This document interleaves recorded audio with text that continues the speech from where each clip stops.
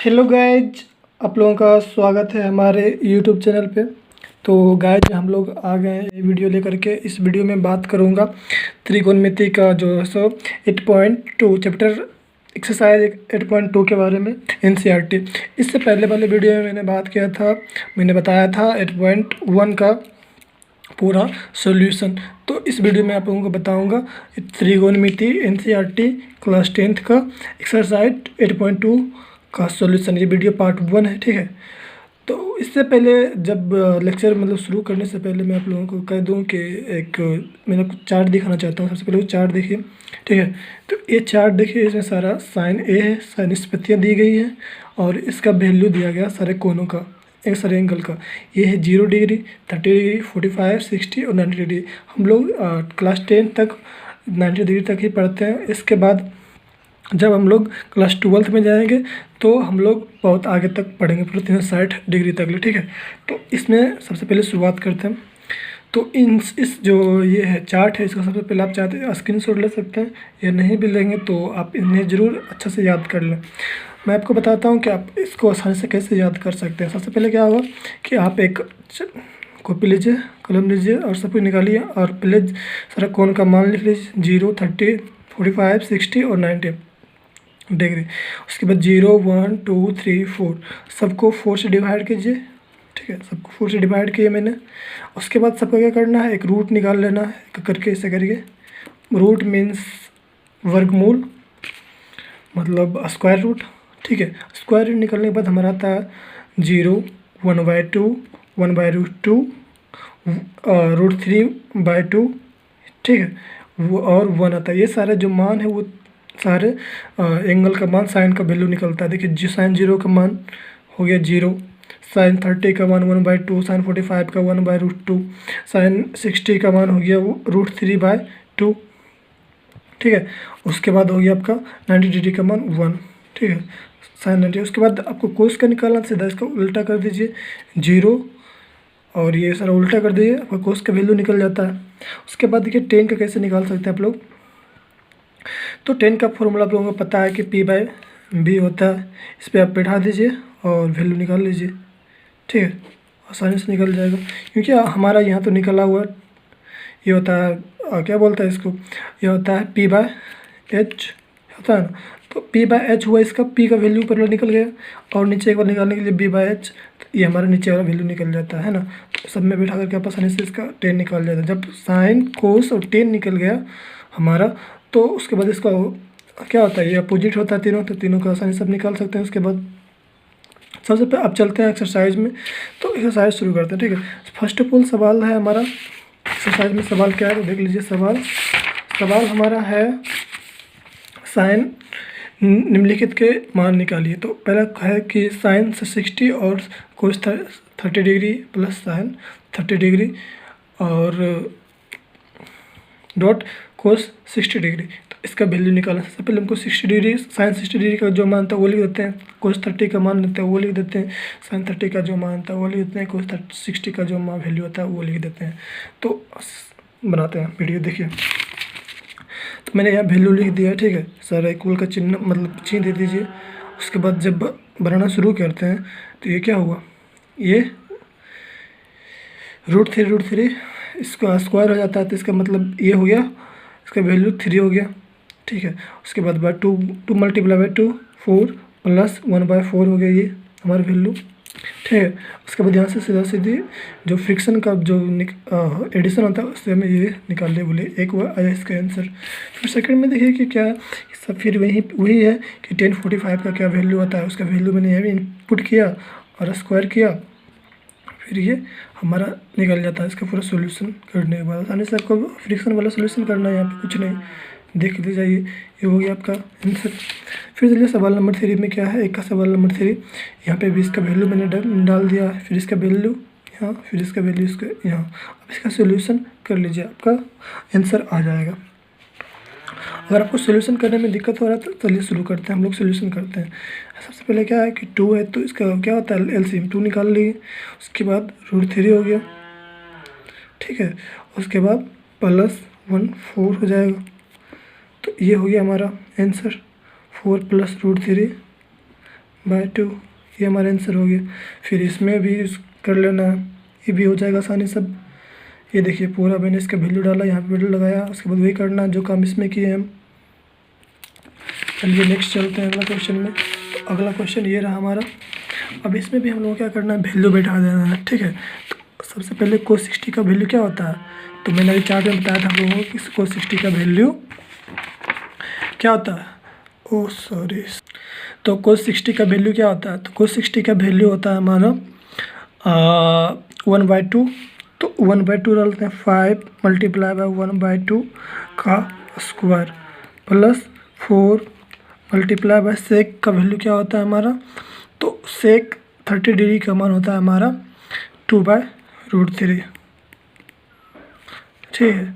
ये होता है इसका भी स्क्वायर और माइनस 10 45 का, तो 45 का वैल्यू क्या होता है, 1 होता है ना, तो 1 का स्क्वायर ये हो गया ऊपर में। अब नीचे वाला जो भी होता है साइन 30 का मान 1/2 का whole square plus cos square 30, तो कोस का वैल्यू क्या होता है कोस 30 का, √3/2, इसका भी स्क्वायर कर लेते हैं। अब यहाँ से 5/4 हो गया हमारा, ठीक है, प्लस 2 4 16/3 हो गया हमारा, क्योंकि 2 2 गुना 2 क्या होगा 4 हो गया, 4 गुना 4 16, 16/3 हो गया। इसका स्क्वायर क्या होगा, स्क्वायर रूट क्या होगा 1 होगा, 3 होगा, तो 3 हो गया प्लस -1 और बाय 1/4 प्लस 3/4, ये हो गया हमारा। अब यहाँ से इसका क्या कर लेंगे, तो फ्रिक्शन वाला जो एडिशन होता है वो कर लेंगे और आपका हमारा आंसर आ जाएगा, ठीक है। तो नेक्स्ट सवाल क्यों चलते हैं, नेक्स्ट सवाल है 2 नंबर में। तो ये देखिए कि 2 नंबर में क्या है, तो 2 नंबर सवाल में है हमारा क्वेश्चन। सबसे पहले देखिए तो 2 नंबर में हमारा सवाल में है क्या कि सही विकल्प को चुनिए और अपने विकल्प का औचित्य दीजिए। मतलब कि बताना है कि जो सब मैंने विकल्प चुना, जो मैंने ऑप्शन चुना वो सही है कि कैसे सही है। अगर वो सही है तो सबसे पहले सीधा मान लीजिए हम लोग सवाल मान के इसको चलते हैं, ठीक है। जैसा वो सारे सवाल 1 नंबर में सॉल्व करें तो यहाँ पर भी वही करना है। 1 नंबर में 2 10 30 का वैल्यू अपडेट करना। 10 30 का वैल्यू क्या होता है बताइए, तो 10 30 का वैल्यू हमारा होता है, ये देखिए 10 30 का वैल्यू हमारा होता है 1/√3। तो हम लोग यहाँ इनपुट करते हैं 1/2 डॉट मीन्स होता है मल्टीप्लाई ही, ठीक है। तो 1/√3 ये मैंने यहाँ वैल्यू इनपुट कर दिया। उसके बाद आगे देखिए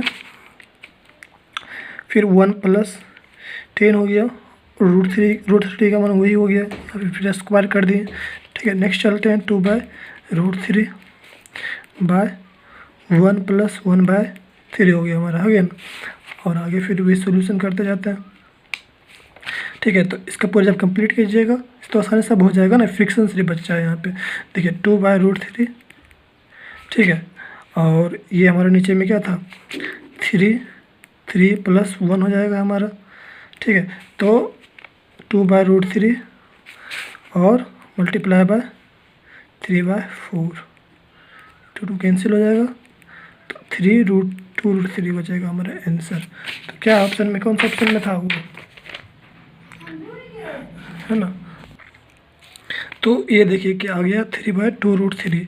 अब इसको आगे करते हैं, 3 को क्या लिख सकते हैं, √3 गुना √3 लिख सकते हैं ना। फिर √3 मल्टीप्लाई बाय 2 ये सब तो लिख सकते हैं इसको, √3 कैंसिल, तो √3/2। ये किसका वैल्यू होता है साइन 60 डिग्री का, तो साइन 60 डिग्री हो गया। इसका आंसर किसमें है, तो ए नंबर में है, तो ए नंबर का राइट आंसर हो जाएगा, ठीक है। अब इसमें देखते हैं इस सवाल में, सवाल नंबर 2 है। तो इसमें भी वही करना है कि 1 - 1 का वैल्यू इनपुट कर देना है, स्क्वायर हो गया हमारा। और फिर नीचे में क्या करना है 1 + 1 का वैल्यू डाल देना है, तो ये हमारा हो गया 1 - 1 और ये हमारा हो गया 2, तो यानी कि क्या हो गया 0/2। तो इसका वैल्यू क्या होगा 0, है ना। तो क्या है ये डी नंबर में हमारा आंसर सही है। देखिए डी नंबर में है ना, तो डी हमारा ये सही हुआ। फिर देखिए सवाल नंबर 3 में क्या है, sin 2a = 2 sin a। तो ए किसके बराबर होगा ये पूछ रहा है। यहाँ पे सीधा सीधी आप जान लीजिए कि यहाँ पे 2 जो है सो ए से मल्टीप्लाई में है, ठीक है। तो ये होगा इसका आंसर। तो क्या इसका वैल्यू रखें, तो सबसे पहले आप लोगों को दिखा देता हूँ मैं। यहाँ पे अगर हम, तो ऐसा कुछ नहीं होता है जब ये दोनों बराबर हो, ठीक है। जैसे कि अगर इसका 30 मान रखते हैं तो ये हो गया हमारा 60। तो 60 और 30 तो कभी इक्वल होगा नहीं, ठीक है। तो सीधा सीधे हमको क्या करना चाहिए, तो हम इसका मान, चलो हम रखते हैं इसका मान 30 डिग्री, ठीक है। इसका रख लिया हम, तो इसका क्या हो गया 60 डिग्री। तो दोनों का वैल्यू निकालिए, तो √3/2 इक्वल टू 2 1/2 के वैल्यू इक्वल आता है, नहीं आता है। चलिए 0 रखते हैं, तो 0 रखें तो 0 2 जी गुना 0 करेंगे तो क्या हो जाएगा, इसका मान 0 होगा। तो मतलब sin 0, ठीक है। तो sin 0 डिग्री का मान क्या आता है 0। फिर यहाँ पर भी हो जाएगा इसका मान 0। तो 0 को 2 से गुना करेंगे तो क्या इसका मान 0 ही आएगा। तो अब बराबर हो गया, मतलब कि ये जो ए का वैल्यू होगा वो हमारा होगा 0 डिग्री, ठीक है। सवाल नंबर 4 देखिए। तो इसमें क्या है, वही है 2 है ना, मल्टीप्लाई tan 30 का वैल्यू क्या होता है, तभी मैंने आप लोगों को बताया था tan 30 का वैल्यू क्या होता है 1/√3। tan 30 का वैल्यू 1/√3 होता है ना। tan 30 का वैल्यू मैं इनपुट करता हूँ 2 × 1/√3 और 1 - 1/√3 का होल स्क्वायर। तो ये हमारा हो गया 2/√3 और बाय 1 - 1/3 इक्वल टू 2/√3, ठीक है। और इसका निकालते हैं फ्रिक्शन वाला एडिशन। तो 3 - 1 हो गया हमारा, ये हो गया 2/√3 और मल्टीप्लाई बाय 3/2 तो 2 कैंसिल हो गया हमारा। और ये √3 गुना √3 बटे √3, तो √3 कैंसिल मतलब √3, ठीक है। तो इसका हमारा आंसर आ गया सी नंबर में। सी नंबर में क्या है tan 60 डिग्री आ रहा है ना, इसका वैल्यू tan 60 का क्या होता है √3 होता है। तो √3 बराबर tan 60 डिग्री, और ये हमारा सी नंबर में है, ऑप्शन नंबर सी। तो सी नंबर हमारा आंसर हो गया, ठीक है। अब देखिए सवाल नंबर 3 में क्या है। तो सवाल नंबर 3 देख लीजिए, इसको सोल्यूशन करते हैं। तो tan a + b का वैल्यू दिया √3। सबसे पहले देखते हैं सोल्यूशन क्या है कि tan a + b equal to √3। tan a + b equal to क्या होना चाहिए tan 60 डिग्री, है ना। तो a + b बराबर 60 डिग्री। तो यहाँ से a का वैल्यू मान लेते हैं 60 - b, ठीक है। ये हो गया हमारा क्वेश्चन नंबर 1, ठीक है। अब आगे देखिए फिर क्या दिया हुआ है, फिर अगेन पुनः, ठीक है, अगेन या पुनः। तो पुनः क्या दिया हुआ क्वेश्चन में a - b tan a - b equal to क्या है, तो tan a - b equal to क्या दिया हुआ है 1/√3। तो a - b क्या होना चाहिए इक्वल टू 30 डिग्री होना चाहिए कि नहीं, क्योंकि tan a - b equal to हो जाएगा हमारा tan 30 डिग्री हो जाएगा। तो a - b बराबर हो जाएगा 30 डिग्री। फिर यहाँ से देखते हैं कि a इक्वल टू हमारा क्या हो जाएगा 30 + b इक्वेशन 2। अब देखिए समीकरण इक्वेशन 1 और 2 से, ठीक है, 1 और 2 से, मतलब इक्वेशन फर्स्ट एंड सेकंड से, from equation first and second. तो इक्वेशन दोनों में a इक्वल टू ये दिया हुआ है, a का वैल्यू मैंने निकाला है दोनों में, तो a बराबर लिख लेते हैं। तो 60 equal to -b equal to 30 + b, ठीक है। तो 60 को इस तरफ ले चलते हैं और ये हमारा हो गया -30 इक्वल टू b + b, मतलब 2b इक्वल टू 30 डिग्री, मतलब b इक्वल टू 15 डिग्री होगा हमारा, है ना आंसर। b बराबर निकल गया, तो a निकालना कोई ऐसा बड़ा काम है। अब a बराबर क्या दिया था इक्वेशन 1 से देखते हैं। तो 30 + b ए बराबर 30 प्लस 15 मतलब 45 डिग्री आंसर। तो सवाल नंबर 1 में देखिए क्या है कि साइन ए प्लस बी और sine M equal to sine A plus sine B. मैंने जब क्लास शुरू किया था तो उसी वक्त मैंने बताया था कि जो है सो ये साइन ए प्लस बी अगर लिखते हैं तो इस प्रकार से हम इसको नहीं कर सकते हैं कि देखिए, जब मैं आपको शुरू में क्लास करवाया था, फर्स्ट क्लास करवाया था, तो उसी वक्त मैंने बताया था कि साइन होता है ए प्लस बी, ये कभी मल्टीप्लाई में नहीं होता है। Sign A plus sine B equal कभी नहीं हो सकते हैं। तो ये जब इक्वल होंगे ही नहीं तो इसका वैल्यू कभी हो सकता है इक्वल नहीं हो सकता। तो इसका मतलब ये क्या है, फॉल्स असत्य है। फिर देखिए, थीटा में वृद्धि होने के साथ साइन थीटा के मान में क्या हो रहा है, वृद्धि होता है या नहीं, ये बात पूछ रहा है। देखिए, मैं थीटा में वृद्धि करता हूँ, साइन 0 डिग्री मैंने सबसे थीटा का माना तो इसका वैल्यू क्या है 0। जब इसका 30 डिग्री वैल्यू क्या है तो 1/2 आ गया, ये क्या है, बड़ा है। फिर देखिए साइन 90 डिग्री का माने 1 है, तो 1 बड़ा है ना हाफ से, ये आधा से बड़ा है, मतलब क्या हो रहा है, इंक्रीज कर रहा है, ये क्या है, ट्रू है। फिर देखिए क्या है अगला क्वेश्चन, अगला सवाल है हमारा कि थीटा में वृद्धि होने के साथ कोस थीटा के मान में भी क्या होता है, वृद्धि होता है कि नहीं, ये पूछ रहा है सवाल। तो ये देखिए, जब कोस थीटा का मान 0 डिग्री रखे तो इसका वैल्यू क्या आ रहा था, 1 आ रहा था। जब 30 रखे तो √3/2 आ रहा था। जब 90 रखते हैं तब 0 आ रहा था। मतलब वैल्यू क्या आ रहा है, इंक्रीज नहीं कर रहा है, बढ़ नहीं रहा है, डिक्रीज हो रहा है, घट रहा है। ठीक है, तो ये क्या हो गया, फॉल्स हो गया हमारा। तो ये हमारा फॉल्स हो गया। फिर देखिए चौथा नंबर में, थीटा के सभी मानों पर साइन थीटा और कोस थीटा इक्वल होता है, कभी होता है, नहीं होता है, नहीं ना होता है। देखिए, जब हम साइन का मान 0 रखे तो थीटा का मान, और कोस का मान में भी थीटा का मान 0 रखते हैं तो क्या इसका वैल्यू 0 आता है, इसका वैल्यू 1 आता है, इक्वल नहीं ना आता है, बराबर नहीं ना आता है, मतलब क्या है, ये फॉल्स है। फिर देखिए, ए इक्वल टू 0 डिग्री रखने पर कोट ए परिभाषित नहीं है। तो अब चार्ट देखिए, 0 डिग्री जब कोट ए का मान 0 डिग्री रखते हैं तो क्या है,